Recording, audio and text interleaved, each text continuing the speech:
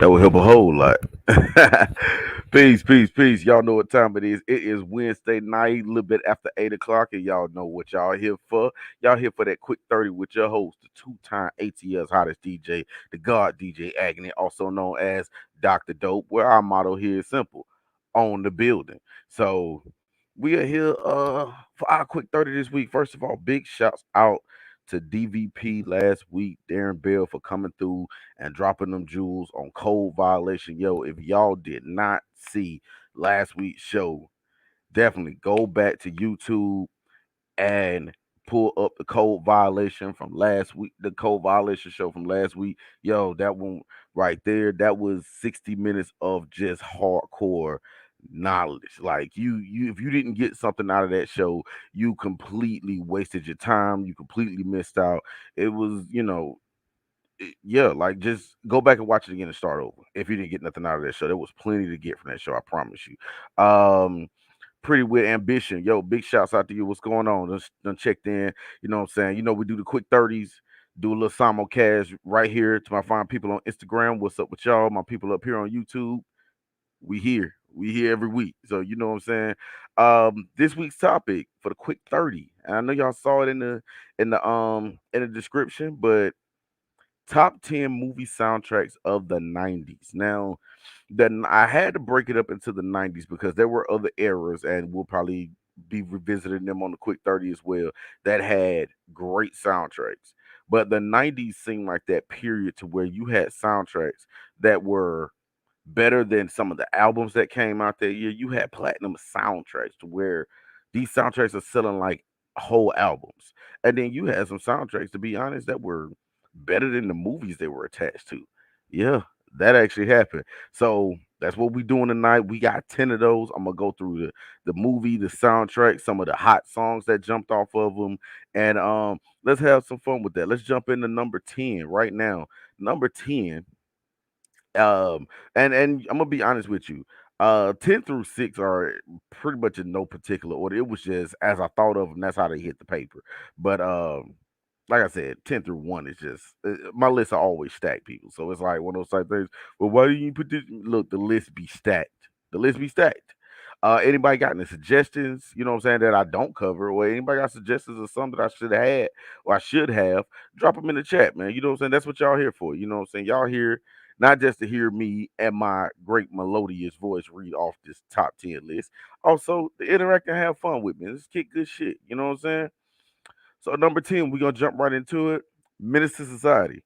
Now, one thing that I saw, Menace to Society had a lot of R&B in the movie that actually didn't make it to the album, to the soundtrack or whatever. Particularly R. Kelly in the public announcement. Like, I mean, there was Honey Love, there was Hey Mr. DJ. Like those songs were in the movie. They just didn't make to the soundtrack for whatever reason. But nonetheless, still a good soundtrack. You got Spice One, Triggers Got No Heart. You got Straight Up Menace by MC8. P is Still Free by KRS One with BDP. You had the Pocket Full of Stones remix, the one got the extra horns in it blowing. Yeah, that was on there. Like, yeah. So UGK actually made it to a soundtrack of a West Coast movie. Yeah, that just happened. Menace to Society, man, great movie. This soundtrack was particularly more of the hardcore gangster rap of the era, but still a solid soundtrack, top to bottom. Definitely one of my favorite movies. Straight Up Menace was one of those songs. I like both versions because you remember there was a slow version in the closing credits, but then there was a fast version that was playing in the scene where Kane goes to steal the dude's rims in the drive-through. So it was a good soundtrack. Good soundtrack, good solid one to start the list off with. Number nine. Now, number nine, position wise, is debatable because it could have been higher. Very well could have been higher. Great soundtrack nonetheless. Like I said, it had a good variety of stuff on there between hip hop and R&B. And the number nine is actually New Jack City.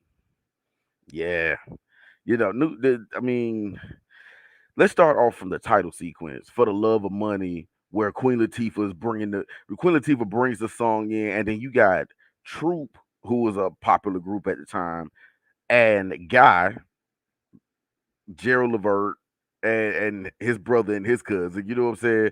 And it was crazy because "For the Love of Money" was an OJ song. So how fitting that Gerald Levert gets to cover a song made by his dad. How fitting is that? But that's just how the movie starts off. Then we get into "Color Me Bad." Like, I'm gonna be honest, black, white, or whatever. 1990, 1991, "Color Me Bad," "Sex You Up" was owning the radio. That song was just uber popular. There was no way around that song. You had Guy. Matter of fact, I said Guy earlier. I meant to say not Guy, Levert. Levert and Troop did "For the Love of Money." But you had Guy with New Jack City, the actual song New Jack City. And that was from the scene where they were celebrating New Year's and they ended up having a good goddamn time. It's just like, you know what, it was when everything was good before things went bad. And when crack is involved, people, things are going to go bad. Just know that. All in all, it's a good soundtrack. Keith Sweat in the wedding scene. Johnny Gill, I could go on and on, like I could list this whole soundtrack, but I'm just gonna go hit you with the highlights first off, because this whole soundtrack was good. Um, Ice T, New Jack Hustler. If that song don't make you want to go out and do some illegal shit, I don't know what will. Actually, there's probably plenty of songs on this list that make you will, but that's the first one because, yo, him chasing Chris Rock on the bike scene, ghetto gold, solid ghetto gold. So my number 9 entry, New Jack City, bomb soundtrack. Number 8, once again, another movie from the hood, but unlike the Mr. Society soundtrack, this one kind of goes all over the place as far as rap and R&B.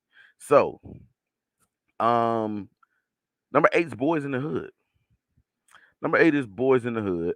And you start off with Tevin Campbell, Just Ask Me. You got Compton's Most Wanted, Growing Up in the Hood, which that song right there just kind of take you to another zone. You know what I'm saying? It's like, God damn, the hood sucks. You had Yo Yo, Mama Don't Take No Mess. Just Me and You, Tony, Tony, Tony. And then they end the album off with Quincy Jones, September. So you got a lot of gangster music, got some good banging R&B, and you ended off with something that's soulful as Quincy Jones September. It was a perfect combination, a perfect blend, a perfect mix. It was the sound of 1990, 1991, man. Like, everything wasn't just straight up in the hood killing, because sometimes, like, guess what? We gotta play some R&B to make some love sometimes. Yes, indeed.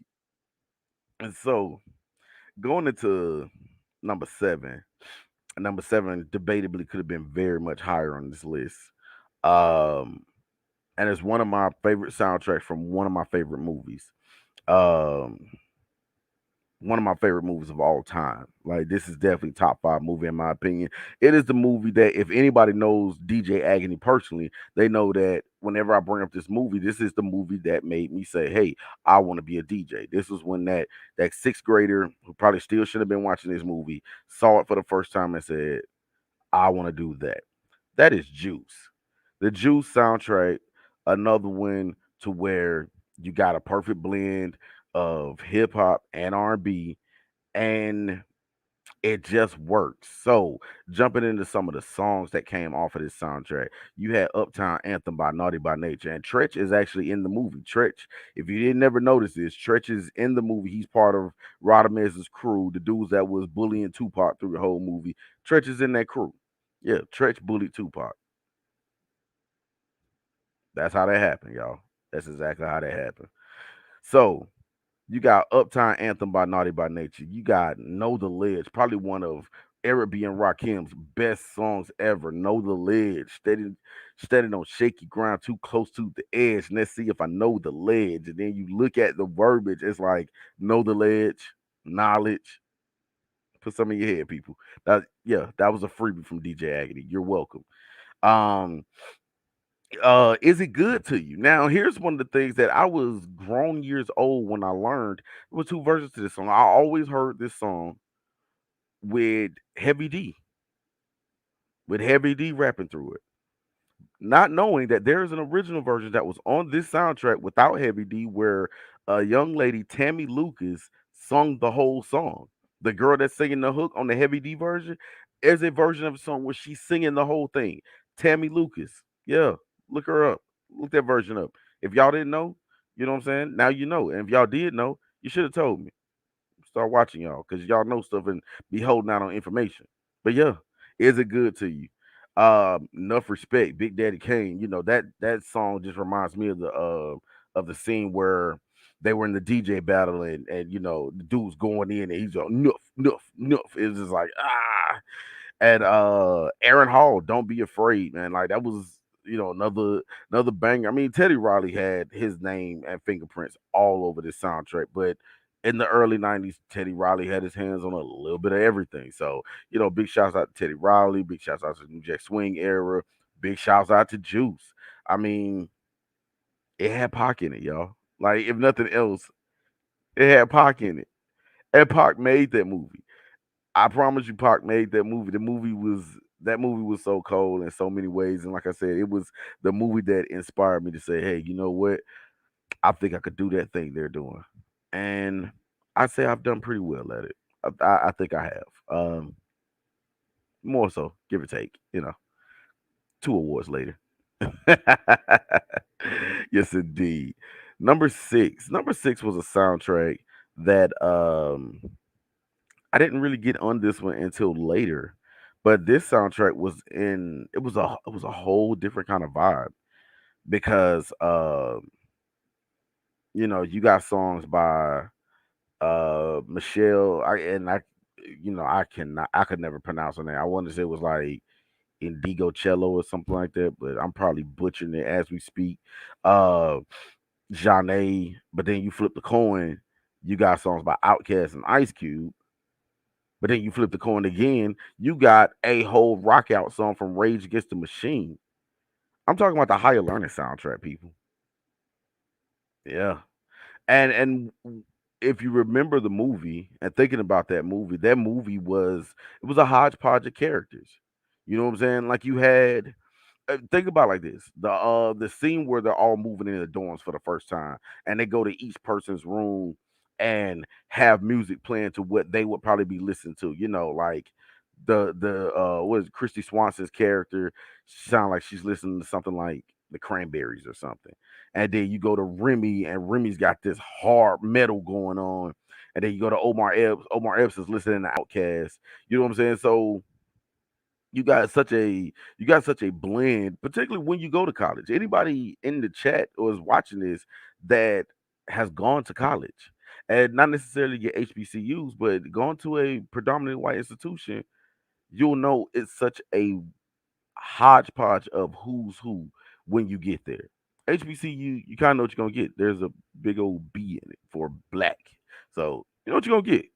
Go to a PWI. It's a mix of a little bit of everybody and everything. I mean, even when you have black people there, they might not be from the hood. They might be some affluent black people, like folks from Sandy Springs or something. Who the hell knows? Um, and then you got some white people who weren't necessarily brought up privileged. You know what I'm saying? Some white people that just glad they made it. So you have such a hodgepodge when you go to a university as big as Columbus University was in the movie. Um, and so with that, they made the soundtrack just as much of a hodgepodge. And that was the part that threw me off the most, where it's like, okay, you kind of got soulful R&B. You have, that early makers of what we now call neo soul. You got Outkast, who is a genre unto themselves. And then you throw a whole curve in there with Rage Against the Machine. I mean, it's the perfect blend. It's perfect blend. Big shouts out and RIP to John Singleton. Like, yo, you did your thing with that one. I want to say, to be honest, this is probably my favorite John Singleton movie. Even with Boys in the Hood, Poetic Justice, Baby Boy, Higher Learning is that one that's just like, yo, he's saying something with this one. That was the one where I felt like, yeah, he's moving a mountain with this one. This one is saying a lot. Um, and so yeah, higher learning is my number six. Jumping into the top five now. Number five. Number five. Let's go to the summer of 1997 when this movie dropped. Now, this wasn't a major motion picture. This was a hood bootleg straight to video movie. But when I say as far as down south rap hip hop goes, this soundtrack will stand up against damn near any album of that same genre and era. The I'm About It soundtrack. Now, if you have not seen this movie, I think you can actually pull this movie up on YouTube now. You can actually pull I'm About It up on YouTube, I think. If somebody in the chat, go try it. Go try it and report back to base and see if you found it.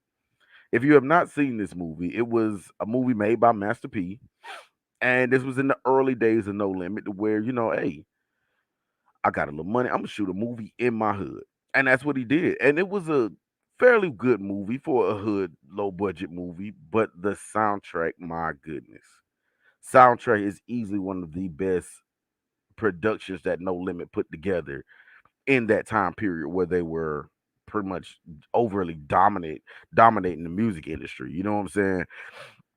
But just to run down a few songs. Now, one thing Master P I will say he was the first to do at that time. He was the first to have 8 Ball and MJG and UGK on the same song. Yeah, same song, 8 Ball and MJG. First song on the album, Meal Ticket. Banger. You had Fiend, Don't Mess Around. That was one of those ones, if you're driving, you might just want to pull over until the song go off. Otherwise, you're gonna run a couple of red lights and run over some people and then yell at them out the window, some more crazy shit. Then you had songs about redemption. If I Could Change. I mean, that was a song about, yo, let me change and get my life right before I end up in a box or in a cell, which whether it's a whether it's a pine box or it's a 6 by 12, it's still a box. So if I could change, man, get your life right. Hey, yes, Lord. Got my LF in the building. What up, shouting? But yeah, if I could change, but then you got the ghetto love song, Much Love with Mia X. And I remember, I can tell the story. So I used to love that song. I love Mia X. I'm a big fan. She is in my top three of female hip hop artists. Not South, but top three. Period. Female hip hop artists. Mia X is in the Mia X is she is that for me. So this song, Much Love, I used to love this song. You know what I'm saying? Even in the midst of all this gangster shit on this album, that song would be that one I just be like. So I remember not too long back, this might have been a couple of years. She's in the studio and she's singing and rapping this song over. And I remember I told her in the comments on Instagram that when I was 14, I used to imagine you singing this song to me. And she actually liked my comment. So now me and ex go together. That just happened, y'all. I got some folks jumping in the chat. Got there. Robert, what's good with you, shouting? Jones, who? What up, boy? Got my boy Jones in the building. All my people's in here. Yo, appreciate y'all coming through, stopping by for the quick 30, man, because it'll just be me giving a monologue if y'all don't stop through and hang out with your boy and drop something in the comments here now and again. But yeah, the I'm About It soundtrack. Oh, and then one of the songs that really boomed that whole summer that was playing out of every car, MTV, BET, all on the radio, 97.5, V103, whatever radio station played hip hop. This song was getting played. This is one of those songs you can play right now and it'll still rock a party. Young Bleed, Master P, CeeLo, how you do that there? That song will bump right now. I promise you. It's a classic. That album was full of hood classics. Hood classics. Appreciate you, Jones, and the support, man. Yo, I'm gonna be on the chat with y'all boys as soon as I get off here and we can crack and get into some more shenanigans. Speaking of shenanigans, go find your little brother. Where the hell is he? See, this what folks can't get right. That's the problem. Folks can't just damn get right. But Yeah, so the I'm About It soundtrack, like I said, better than most albums at that time. I would put it up against some albums now because it just hit. Was it better than the movie? Absolutely. The movie was just kind of our it's like, hey, there's a dude from the hood made a movie. If he could do it, so can I type situation. But yeah, do not look for P to get an Oscar or be invited to the Academy for I'm About It. It wasn't happening, y'all. Not happening. Number four. Now we finna get into what I like to call the meat and potatoes, and some of these gonna have some eyebrows twitching, and so I'm gonna hear some oh yeah, and I'm gonna hear some oh nah. But four through one, we packed in here, we tight now. So number four, Boomerang. Boomerang. At the time it came out, Boomerang was a soundtrack, like I said, that hit like an album. Boys to Men, End of the Road. Do you realize how much play that song got back then? But we're not gonna stop there. This song launched Tony Braxton's career. Love should have brought your ugly ass home last night. That song launched her career. That's the song that made Tony Braxton a household name. That song sold her album. That song bought her Gucci and everything else she did with that money. Now, my personal favorite song on that album is because I don't know, it's just one of them songs. I always feel like since I can't sing, I let the R&B sing for me because that's their job. They get paid to sing. I can't sing. I don't get paid to do it. So I don't do it. Johnny Gill, there you go. That song now, I'm gonna be honest with you, fellas. Anybody and fellas in chat, yo, come close to the screen. Come close to the screen. And hear me when I tell you this. If you put on that Johnny Gill, there you go, and you don't score that night, it's not Johnny Gill's fault. It's yours. You have failed. You have failed Johnny Gill. You have failed yourself. At that point, just go play PlayStation. That's all you gonna. That's the only kind of playing you gonna get tonight. That's it. That's all you get. You failed. Babyface, Give Up My Heart. I mean, that was a dope song. There was a PM Dawn song in there too, but so I'm sorry. I really gotta stop cracking on PM Dawn. I really do. I'm just, it's one of those things when you grow up and you find out that, they get tossed off the stage because KRS once said they were whack. you know, we got a PM Dawn fan. God damn it. You know what? And the song did have the song fit perfect in the movie because at the point where I think when they played it, that's when Eddie Murphy's just really trying to figure out, okay, I had this thing going with my boss. It's not working out. The girl I like, she ain't feeling me no more. She kind of went on by her business. If you notice, as soon as Halle Berry stepped away from Eddie Murphy, her shit blew up. Next thing you know, you see her artwork on the side of a bus. Yeah, and Marcus Graham just walking around just looking sad. Just I'm talking about like he done lost his puppy. Kind of like that lie he told in the beginning when he lost his dog. Remember Kirby? Yeah, he lost that dog. Where he was walking around like he really lost his dog that day. Or I mean, it could be worse. He lost his girl. Yeah, but it kind of had a all's well ends well kind of ending. He gets the girl back, and him and his friends are friends again, and life is all right. And PM Don was there. PM Don's okay too. Now, jumping into number three, we're in the top three now, y'all. So it's gonna get real. Um, Number three and four in my mind could have been interchangeable, but I wouldn't change this shit after I wrote it. And if y'all notice, I write in ink a lot. It's all ink from here, so yeah, I ain't erasing shit either. It's just on there at this point. But number three was a good, solid soundtrack. Now, if you're looking for soulful, soulful music that just brings out that best, that gives you that good feeling. Notice the emphasis on soulful. You know why? Because number three is the soul food soundtrack.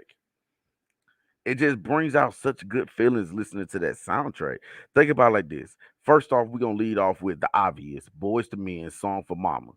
That's just it's like if you had Mother's Day in a song. Taking a step away from Tupac, Dear Mama, because that was the Mother's Day anthem for years. But this one just felt like it's like you listen to this song It sounds like Mother's Day. It's like God damn, I really do love my mom. I need to call her, go down, go see her. Like mama, you. It's the perfect song. I love the song. Um, but then okay, so Uncle Miles in the movie, he's in a group. I really feel like he was in the group, but he wasn't the group because the group is it's named Milestone or Milestone. See how I did that bars. Um, but it's after seven and Babyface. Nigga, I could play the keys for that group. I could sit there and fake like I'm playing the keys for that group, and we could have made mail. But the song "I Care About You" from by Milestone or after seven and Babyface, I mean the song's ghetto gold. It's after seven and Babyface. It's like it's like four of the same dude. They could all sing real good. Like shit, you can't go wrong with that. And then Total, what about us? Cool little joint, you know what I'm saying? Nice little party starter of that era or whatever. But it's like a party song, but nobody got to get killed in the song. It's perfect. We're just having a good time, families getting together, chilling, and I can play this song and not have nobody give me crazy looks about the cussing coming out the radio. No, it was cool.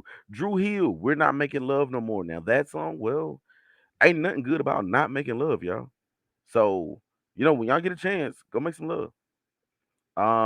Outcast, of course, Outcast pops up on this soundtrack. Outcast is fucking dope. Like I said, Outcast is a genre unto themselves. But Outcast and CeeLo in due time, come on now, come on now, the song was ghetto gold. And then Usher and Monica do a cover to Slow Jam, like, and it hit. That song hit. Also, uh that song was on Usher's My Way album too. So yeah, Usher and Monica doing a duet. That was like ATL Teenage Royalty at one time. JT said they got the whoop.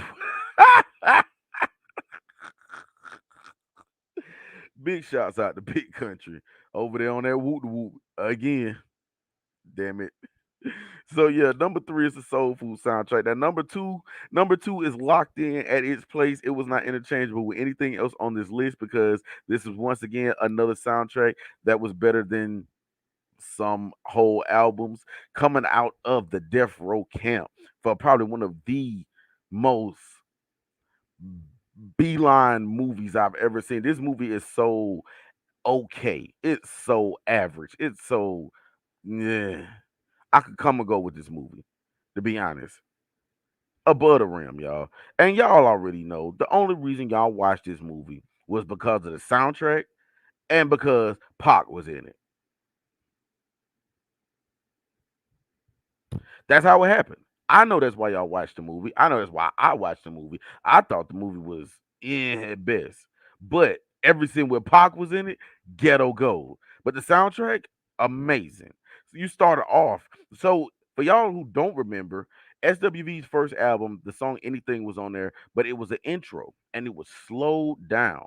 It was slow. Now, mind you, that slow version was nice too. We can't front on the slow version of anything. But when they sped it up, they brought in some samples. Um, there's a remix with Wu Tang. That's cool. Wu Tang is for the children. You know what I'm saying? Anything starts off the album. When you put the CD in, hit play on number one, anything comes up. But then, not even just that, you go into Sweet Sable, old time say, with the Eddie Kendrick sample in there, man. Come on now. You got H Town Part Time Lover. You got Big Pimpin' by the Dog Pound. Uh, Regulate, Warren G and Nate Dogg. That song rolled that whole year. Warren G, Nate Dogg, and if you really listen to the song, and it took me, to get a little older because I think this movie came out. I want to say I was like maybe fifth, sixth grade, give or take. So when I get old, I realize like the whole song is like, wait a minute, one dude's on the way to try to go catch some women. One dude's over there catching some women.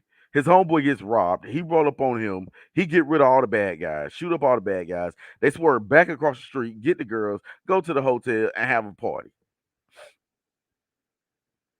But Nate Dogg can make that shit sound so good. Yo, big shouts on the RIP to Nate Dogg, man. Yo, You were still missed, brother. Um, so Regulate was a big one. Pain by Tupac. That was one of those ones that's like it's not all about the it's not about the raw for raw with that one. That's one of those ones you sit down and you actually listen to the words, listen to the lyrics. And Rage. Lady of Rage with Afro Puffs. Yo, so it was ghetto gold, man. It's like there's no way around that. So what I'm gonna do now, I'm gonna run through the recap right quick. I'm gonna give a couple of honorable mentions. One of the honorable mentions, Low Down Dirty Shame soundtrack. That was a good one. Another honorable mention, Poetic Justice soundtrack. That was a good one too. So if you have not, go back and listen to those. I can't go through them right now because the quick 30 is about at 30 and a half right now. So we're finna go ahead and put a wrap on this. But to run through the wrap up right quick. We got number 10, Menace to Society. Good gangster shit. Number 9, New Jack City. Hey, it's classic. New Jack Swing in his best. You know what I'm saying? Boys, number 8, Boys in the Hood. You got, I mean, a blend of Quincy Jones and John Singleton. They doing their thing on that one. Number 7, Juice, Uptown Anthem. Good shit. New York with a bunch of other guys on there doing their thing. Once again, another movie that Tupac made us watch. Number 6, Higher Learning, hodgepodge of everything: rock, neo soul, rap, R&B. Perfect soundtrack. Number 5, I'm About It, ghetto classic. Number 4, Boomerang, Johnny Gill, fellas, Johnny Gill. Go play that now, right now. Well, no, not right now. Wait till I get through the number 1, then go play it. Number 3, Soul Food. It was Soul Food. You got Mother's Day on the song. It's soulful. I love that song. Number 2, Above the Rim, Death Row at its finest, right there. And then the number one should be easy. And I say this to y'all every time I do a quick 30. Number one should be easy. Number one should be a given. Y'all should already know what the number one soundtrack of the 1990s was.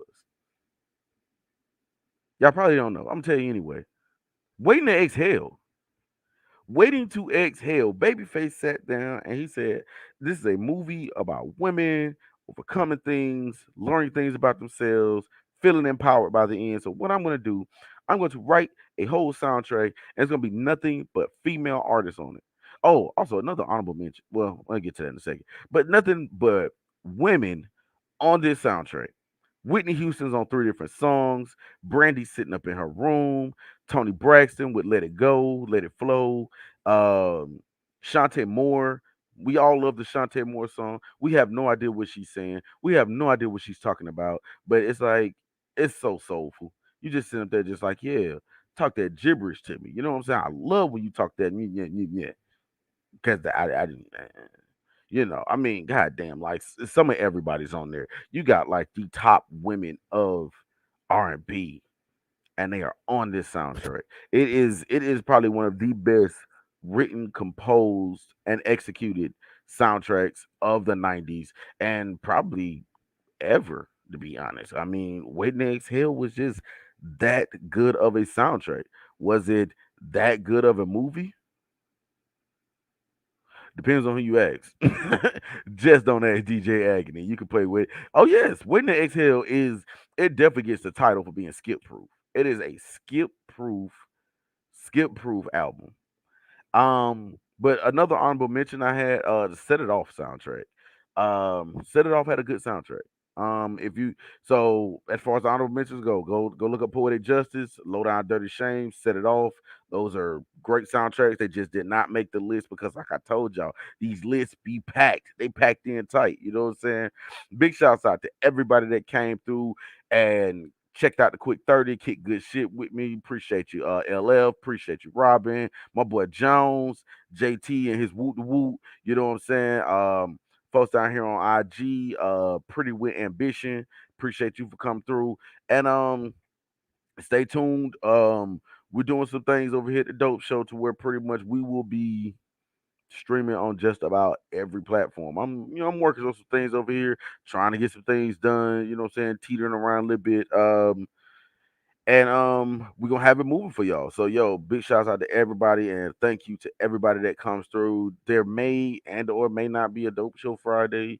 It really just depends. But like I said, there may and or may not be a show. If you notice, there has not been a flyer put out yet because yeah, booking guests is a job. And people got schedules and lives and all kind of shit going on. So, it is what it is. But at the same time, I got a media platform. I got a voice. I got stuff to talk about. Hell, dope show might just be me kicking good shit with y'all tomorrow. I mean, well, day after tomorrow. Who the hell knows? You know what I'm saying? We'll see come Friday. In the meantime, thank you everybody for coming out. Thank you for your support. Make sure that everybody in the chat right now share this to your pages.